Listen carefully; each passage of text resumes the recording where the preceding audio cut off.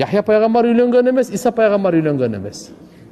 Пайгамбарлардан ошол 124 миң ашыгы көп пайгамбарлар. Кээ бирлер 120 миңден дейт, 200 миң дегендери бар. Кыскасы айтканда Алла билет 100 миңден ашык болгондачы.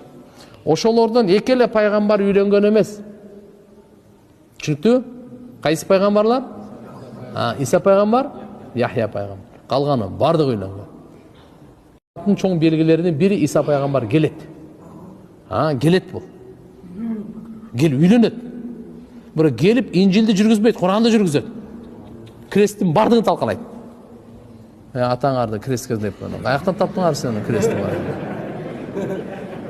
Крестке деп. Иса пайгамбарда айтпайбы мынакей распятие деп коет да, мындай кресттеге ошол Иса пайгамбар аскан көргөнү мындай. Жок, Иса пайгамбар өлгөн эмес, Иса пайгамбар тирүү. Түшүнүңүздөрбү? Биздин этикад